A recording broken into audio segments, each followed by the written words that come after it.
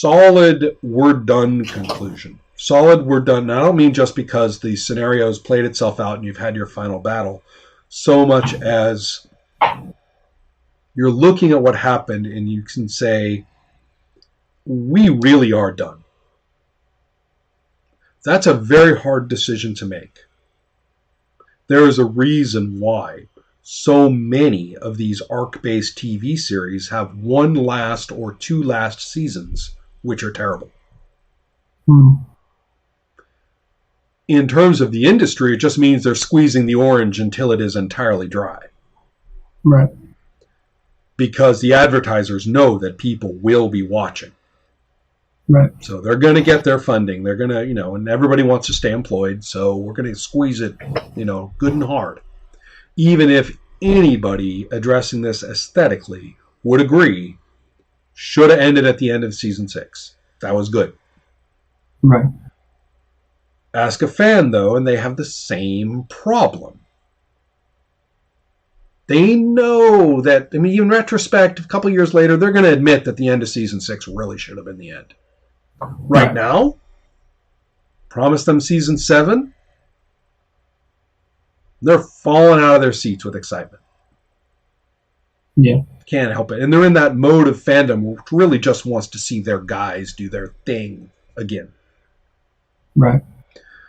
Well, here we are in role-playing, and guess who we are? The fans. Producers, editors, writers, actors, and fans all at once. And all of us falling into the trap. Because that's what happens in the other media too. Everybody falls into the trap for one reason or another. Even the cynical ones who roll their eyes and know that they're just doing this for the money. But there they go, and here we go. So I'm not sure that role-playing has to be, what's the word I want? We don't have to solve the problems that apparently all serial entertainment media have. Right. You know about Sherlock Holmes, right? The show? Which iteration? Oh, sorry. Let me start over again. In the original Sherlock Holmes stories by Arthur Conan Doyle, Professor Moriarty and Holmes kill each other at the duel, the sword duel at these waterfalls. Right. And Doyle is very much on record of saying, I was done. That was a kill-off. Really didn't want to write any more Sherlock Holmes stories. Felt like I'd done everything I could with the character and then some. Got into that seasonal rot problem. It was time. And the arch enemy, I had nowhere to go with the arch enemy. It's time to kill him off. Let's be done. My saga will be complete. I'll go off and write more stories about dinosaurs of the Earth's core. We'll go have fun. No. What happened? More stories. The clamors, demands, aggrieved utterances, bad reviews should have kept writing Holmes. Right. Blandishments from the publisher and editor. Give you an advance. Right. Poor Doyle. It's got to be even weirder in... And he had to come back and he had to tell us that Holmes didn't die at the falls after all. So, sorry, go ahead. No, I was going to say that's going to be even weirder in comic books because everybody's cynical about heroes being killed in escalation and then brought back, but then everybody wants the heroes back, so they're just stuck in this impossible... Yeah, there's a couple of problems going on with that. One of them is that the heroes in, let's just take mainstream superhero comics, have always been tied to franchise success in other products. The Superman, Batman, Wonder Woman comics of the 40s would never even have been published if they hadn't gotten into, Superman in particular, hadn't gotten into the newspapers and onto the radio. Right. And, Superman was never far from mass media of other kinds, and in fact acquired most of his characteristics from those media. Truth, Justice, and the American Way, Up, and Away, Flight, all those things came because of those other media. Well, Marvel, of course, was always trying to get into those other media, variably successfully, on and off throughout. And there really is only a very short period when I think the superheroes were being written, if you will, in the comics for their own sake. Very rarely. And it does happen in dribs and drabs ever since, but there's only one kind of block of time in which that was the case. In fandom, it's kind of there is definitely the problem. I mean, the comics professionals are all on record with the same complaint. The fans clamor for substantive change. In other words, a story. Right. They want substantive change. You do it, and then they scream at you for changing it. Right. And so it's the comics pros are always banging their head against the wall. And then there's the editorial mandate, which is do as much shattering, shocking, sales-grabbing change as you can. Events, yeah. But don't violate the franchise. The franchise look and feel. We got toys to sell, man. Right. And unless we have a whole planned change with a new toy, don't change the fucking toy. Right. So the writers are sort of boned by the management as well. Okay, so if we look at these phenomena and say, yeah, we're kind of up against it, what do we mean by continuing to play? Do we say, oh, goody, it's awesome and we're going to have more awesome? Or are we caught in some trap of going to keep going when we shouldn't? In some kind of structure that benefits from continuing, so that playing these few times was great, but continuing to play brings some kind of interesting benefit or mode or operation of play that we didn't have before.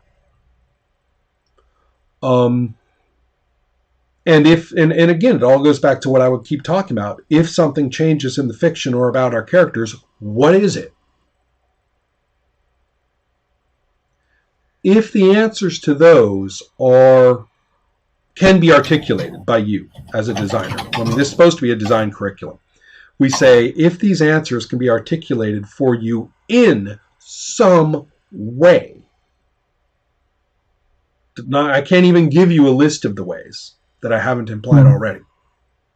But if you as a player say to yourself, how is play going to be different after 10 sessions or this, that, and the other? How is it going to be different? And will that be intrinsically fun?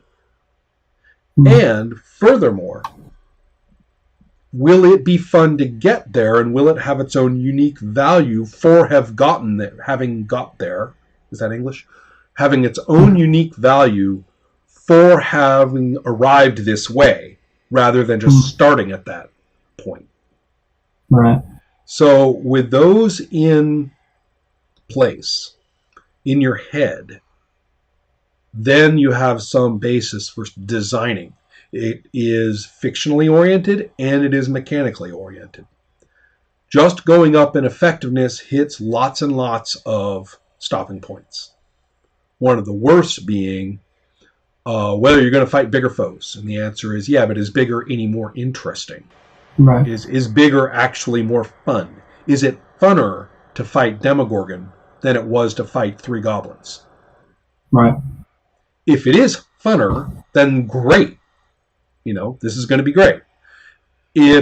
Although you still have that problem, why not just start there? If that's really fun and fighting the goblins is only kind of fun, then why don't we just start there? Give me my 20th level and that's where we should start.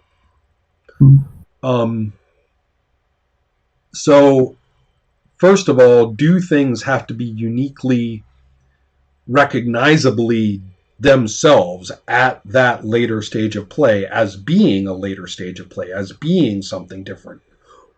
And is it more fun to have arrived there through play than to simply start there and play? Remember what I said a minute ago about what changes. What changes fictionally? What changes mechanically? What about the players and what about the situations? And does play permit closures along the way of anything? And it better, because if it doesn't, then all we're going to do is just be treading water the entire time. You can't just stay in rising action forever. Certain climactic closure type resolving phenomena do have to appear, or else, it's pretty wretched.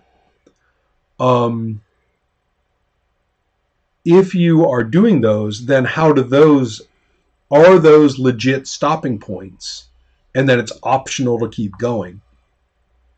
Or are those built in some way that they're not really stopping points for play as a whole? So you could do something like Sorcerer, where when the kickers are resolved, that is your option to stop playing. Or it is your option to rebuild the characters a little bit, and then everything goes back to the drawing board, and we do another story. We do another set of kickers that are made up now. Right. Whereas there are other games when that kind of option isn't the case. Either you say, no, it does stop here, and then the players rebel perhaps and just do it again with the same characters, even though you don't have anything in the game about that. Or you have a game that doesn't, that it presumes that after this closure point, whatever it is, we are going to keep going. We will continue. I have, long before we talked about chapter play and short campaign and short form play as formally as we did at the Forge, but long before that, I experimented with God knows what type stuff. I mean, building chapters of conflict with a provisional outline for the next 5 sessions, up to and including naming them. And knowing and learning the hard way that unless I provided wiggle room in the middle, that I would be exerting control that wasn't very much fun for us. Yeah. But the idea being that at least by the 5th one, come hell or high water, I was going to bring it down, or what they did was going to open it up so that things could just be resolved. And that had its pluses sometimes, and then other times it had its railroady aspects. But that represents my early struggles with trying to have points of resolution and closure that were themselves optional about whether to continue.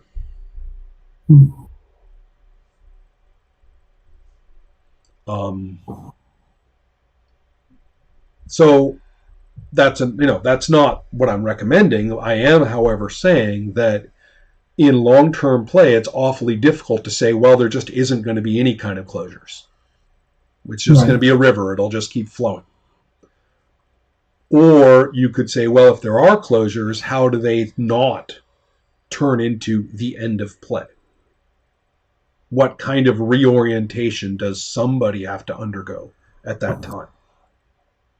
If play is to continue, then what are the properties of later play relative to previous play? Like I said, is it fun, uniquely fun, and is it fun to have arrived there through play? Those are some of my thoughts about it.